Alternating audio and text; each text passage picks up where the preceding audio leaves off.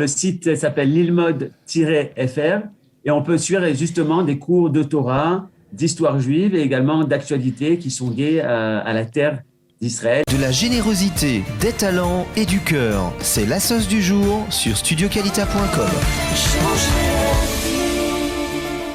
On est ravis de vous retrouver, Johan, ce matin. Nous allons parler de lilmod.fr. Alors, lilmod.fr, pour ceux qui ne connaissent pas, juste un petit mot pour recentrer un petit peu les choses. On peut apprendre, suivre des cours de Torah en hébreu, en français.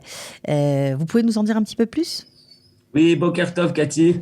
Merci de m'avoir invité. Avec plaisir. Alors, le site s'appelle lilmod-fr et on peut suivre justement des cours de Torah, d'histoire juive et également d'actualité qui sont liés à la terre d'Israël, à l'État d'Israël, à l'actualité. Alors vous êtes coordinateur, on va dire, du site en français. Vous vous occupez de tout ce qui est francophone. Alors pourquoi avoir lancé une campagne ces jours-ci ? Eh bien justement, l'Ilmod existe depuis 6 ans et cette année, grâce à Dieu, on a eu beaucoup de gens qui nous ont rejoints pour écouter des cours de Torah, des cours d'histoire juive, pour s'intéresser à l'actualité israélienne avec une perspective juive. Et donc, on a vraiment besoin que les gens puissent se sentir shutafim, se sentir partenaires de notre action, puisque au quotidien, ils ont le droit à des cours, des conférences et des soirées exceptionnelles. Voilà, alors il faut expliquer comment vous fonctionnez. Est-ce que c'est sur le mode du bénévolat ou est-ce que vous êtes obligé de rétribuer vos conférenciers ? Non, bien évidemment, nos conférenciers doivent être payés. Il y a le côté technique. On a découvert, si vous voulez, Lilmod a découvert Zoom depuis 6 ans. Ça fait 6 ans qu'on travaille sur Zoom. Et cette année, au vu du Covid-19, beaucoup de gens ont découvert le Zoom et, entre guillemets, grâce au Corona, ont pu se relier et ça leur a fait beaucoup de bien de pouvoir se sentir connectés et de créer une communauté qui est sans frontières. Alors, communauté sans frontières, ok, donc ça veut dire que vous avez des connexions, vous savez à peu près quel genre de personnes se connectent, de quel pays ? C'est plutôt de France, c'est plutôt d'Israël, ça fonctionne comment ? Exactement, je ne catégoriserai pas les gens en genre, non, mais bien sûr, mais au niveau géographique, comme vous l'avez dit, Cathy. Alors, on sait qu'on a des gens réguliers de tout Israël, que ce soit des endroits moins francophones comme Rehovot, Modi'in, Beersheva. Et puis, on a également, bien sûr, des gens qui habitent en dehors. On a des gens fidèles de Nice, de Marseille, de Strasbourg, de Paris, de Boulogne. On a même des gens du Canada qui nous suivent, des gens de Suisse. Donc, c'est véritablement pour tout le public francophone, peu importe où il se trouve. Ok, alors est-ce que vous avez des projets ? Est-ce que vous allez, à part faire des cours, est-ce que vous allez faire d'autres choses cette année ? Alors, l'année précédente, déjà, comme je vous ai dit, ça a été une année où il y a eu beaucoup de demandes. Et donc, on a essayé de répondre à cette demande pour créer des nouveaux projets, créer du nouveau tochen, comme on dit en français. Du contenu nouveau, ok. Voilà, exactement, un nouveau contenu. Et donc, on a surtout rajouté des soirées exceptionnelles, puisqu'on a fait des soirées en direct. Vous vous rappelez certainement, Cathy, pour Chaye Sarah, le grand Shabbat qui d'habitude a lieu à Hebron, avec des dizaines de milliers de personnes. On était tous confinés. Et donc, on allait sur place avec l'équipe samedi soir. On a été en direct de Hebron. On a fait une émission. C'était quelque chose d'extraordinaire où des milliers de personnes de France et d'Israël nous ont rejoints. Donc, on veut continuer ce style d'événement de soirée exceptionnelle. On en a fait une à Hebron, à Jérusalem, plusieurs et d'autres événements également. Alors, d'autres événements, mais ça, c'est quelque chose que vous voulez développer. Évidemment, pour ça, il faut des moyens, forcément. Vous avez des axes, vous avez des choses que vous souhaiteriez mettre en place ? Oui, parce on a besoin d'aide des gens pour continuer à intensifier. On a une équipe qui est très restreinte. On aimerait pouvoir engager quelqu'un pour continuer, pour avoir un site comme il se doit, un site internet comme il faut développer. Plus performant encore. Quoi ? Plus performant encore. Voilà, plus performant. Et comme je l'ai dit, je pense qu'au niveau du contenu, on a un contenu qui est très bon, qui intéresse les gens avec des intervenants aussi bien au niveau géopolitique comme Michel Gerfinkel ou Richard Darmon, au niveau de la Torah, le Rav Bochko, le Rav Aviner, le Rav Ben Ishai, mais on n'arrive pas encore à toucher assez de gens et donc on voudrait être encore plus performant pour pouvoir arriver à un plus grand public. Alors, juste pour ceux qui ont envie de mieux vous connaître, avant de vous soutenir financièrement, quelles sont les rubriques qui marchent le mieux ?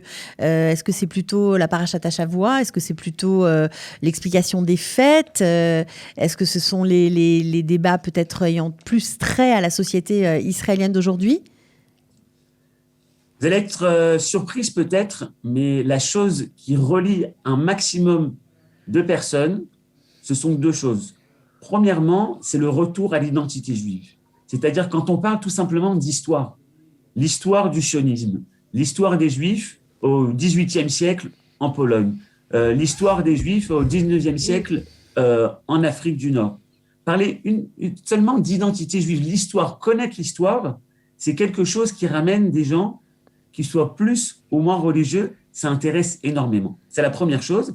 Et la deuxième chose, c'est également, je dirais, un jour, une histoire, un petit peu comme Eliana nous fait ça, mais c'est en fait connaître des personnages. Quand on fait une soirée sur un personnage, qui soit biblique ou qui soit également un personnage actuel, moderne, on a fait par exemple la Haskara de Herzl, quelque chose d'inimaginable. Certains disent qu'Herzl n'était pas religieux, peut-être qu'il n'a même pas eu droit, entre guillemets, à sa part de Gan Eden. Eh bien, on a fait cette soirée-là, cette soirée de Haskara de Herzl, et c'était magnifique. Parce qu'on a eu des gens du monde entier qui se sont reliés pour découvrir une personnalité.